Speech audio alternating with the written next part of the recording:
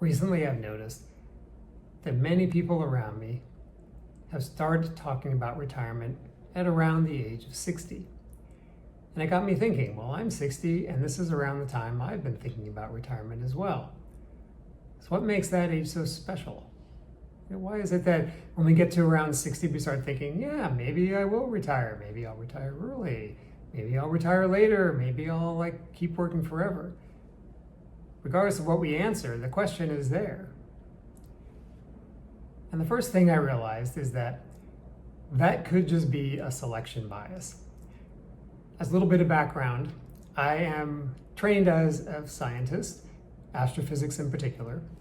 And one of the first things that we learn is that everything we know about astronomy and astrophysics comes from observations of objects in the sky. And we can't measure everything about every single object in the sky. There are too many stars, galaxies, dust clouds, everything else up there. You have to choose what you're going to look at. And that act of choosing can introduce what's known as the selection bias. As an example, suppose that I choose to look at stars that are brighter than a certain level. And then I want to look at all the characteristics of these. And my question is, what are stars like? Now, I may find things in that sample that are the same among all those stars. The problem is, I don't know if they're the same because stars above that brightness all have that characteristic, or if all stars have that characteristic. So I have to be very aware of the selection biases that may affect the outcome of my study. Now, the same thing is true here for me at this stage in my life. Being at 60, a large number of my friends and acquaintances and colleagues are around 60 as well. Now, there are many who are quite a bit younger, many quite a bit older, but overall they're around 60. So it could just be that it seems to me as if people at 60 begin talking about retirement because everyone I know who's talking about retirement is about 60. It's a selection effect.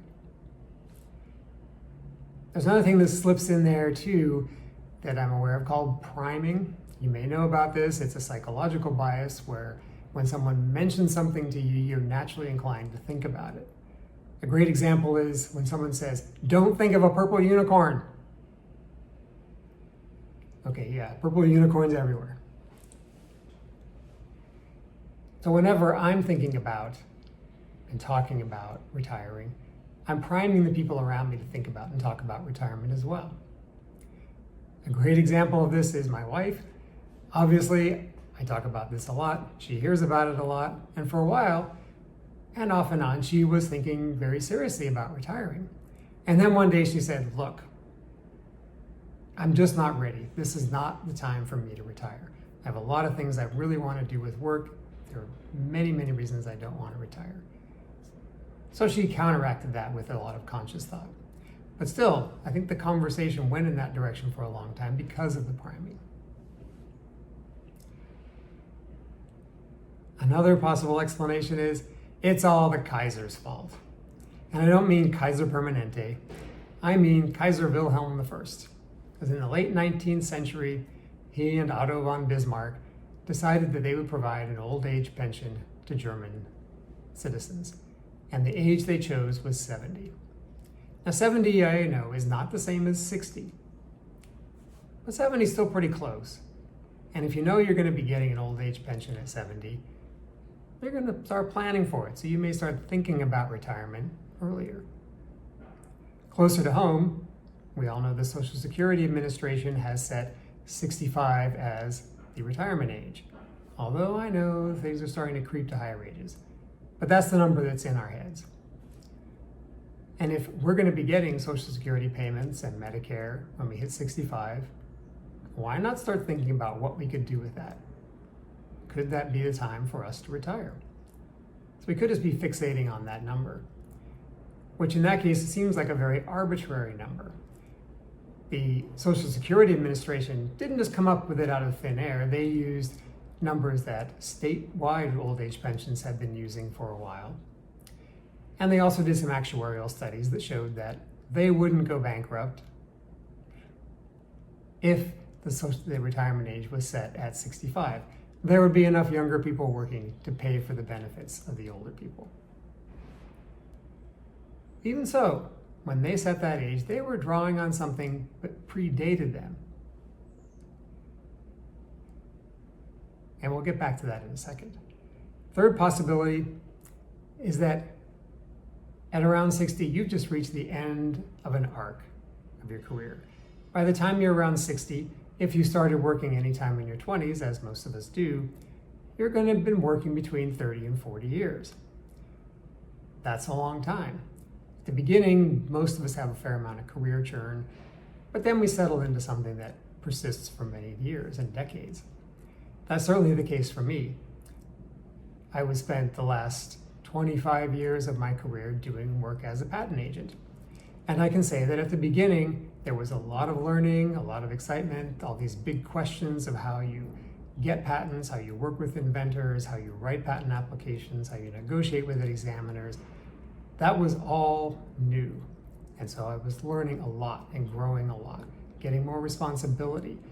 People who were in leadership roles will be seeing that same sense of increased responsibility. But as the years go by, that slows down. And for me, that had definitely happened until a few years ago. I decided I would just take a sabbatical because I really wanted to explore the idea of doing something different. And I didn't think at the time that it really had much to do with anything except I just had done what I'd been doing for a long time. So it was the end of an arc. And again, that could be all it is. But there are hints that there's more to it than that. And I think the best example of this is that age of around 60 shows up in many wisdom traditions as an age of transition for people.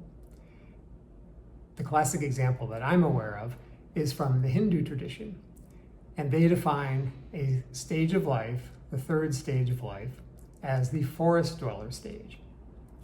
And in the forest dweller stage, people change their outlook from being very focused on personal gain and doing things to benefit themselves and their small circle of friends and family to a focus on the bigger picture, on benefiting their community and making the world a better place. There's also an increased emphasis on spiritual pursuits. And the transition into the forest dweller phase is thought to happen around the age of 55 to 60 and persist into the 70s. And although this is kind of a folkloric view of it, I think that there is good reason to think that it's based on the experience of many, many people over many, many generations that has just been codified into this idea of the forest dweller. Now, whether or not at the forest dweller stage, I don't know. Certainly don't want to go live in the forest. For me, this stage has been much more about living a life in a city, in Seattle. But the overall picture of it as shifting from being interested in personal gain to being interested in benefiting others, that rings very true to me. In fact, my motto for the last couple of years has been be of benefit to others. And those are the times when I felt the most like I'm doing what I want to be doing at this time.